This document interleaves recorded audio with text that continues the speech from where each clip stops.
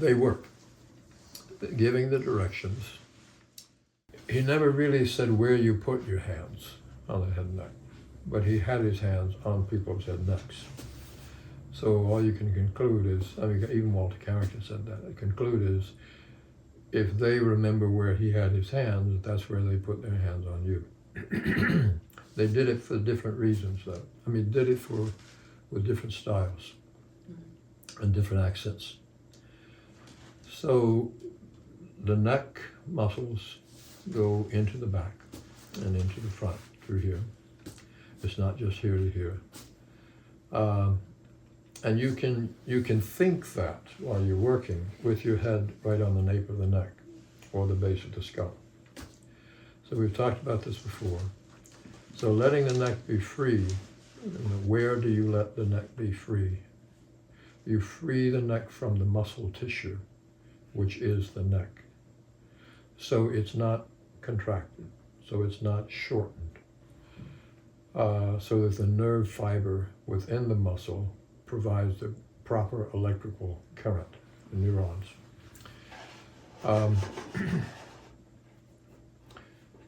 So, that being said, you let your neck be free, the purpose of which is to allow the free to lengthen, so the head moves away from the body forward and up. Now the forward and up, he was pulling down like this, so this is forward and up.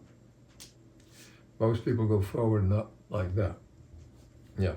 But the forward and up is, as the neck lengthens, the head moves forward and up, because it's been back and down, forward and up, back and down, forward and up. Mm-hmm. However, what's happening in the spine, and I've got to get Rachel over here with the bones,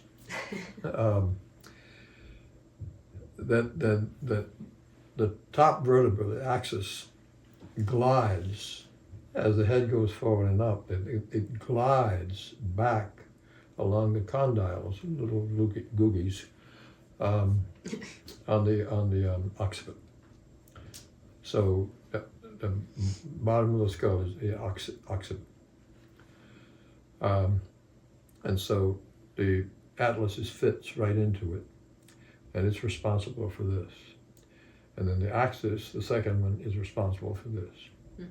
So up, down, sideways. But nothing happens that way in the body, because the whole spine is just enveloped with a massive amount of tissue. And it's liquid, it's gooey. And so there's all kinds of this, it bobbles around like this, wobbles and bobbles. And so, but there is you can feel it after years of work, or less.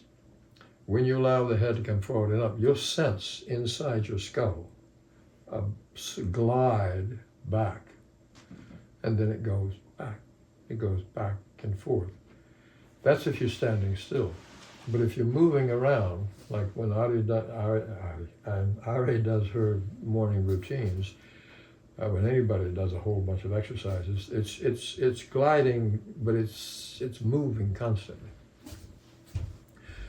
So when you place your hands on a person, the hands are so utilitarian that you don't have a sense of that the hands really belong to the back muscles through the arms. They belong to the back muscles, and most of the muscles in the back are supporting you upright. And so this, coupled with back lengthening and widening. Now if you just breathe for a moment, just let yourself watch your breath. On your inhalations, your diaphragm is going to go down. And as the diaphragm goes down, well, then let's try it this way. When you breathe, the diaphragm goes down. When you exhale, the diaphragm goes back up. But when your spine lengthens on the exhalation, it shortens, or there's a better word for it, and I've forgotten it. But it shortens on the inhalation and it lengthens on the exhalation. Just feel that in your own breath now. So the spine is lengthening all the way up from the base of the spine to the base of the skull. And you want that. So the back, his directions back lengthening and widen are really talking about the lengthening of the spine and the widening of the torso when you exhale. When you inhale, it goes out. So that, when you are moving around with your hands and making contact with anything or anyone, you tend to focus on the contact. But the Alexander work is asking you to focus on where the contact is being controlled from, which is the back. The back all the way down through the spine, everything, muscle in your back, all the way up into the back of your skull.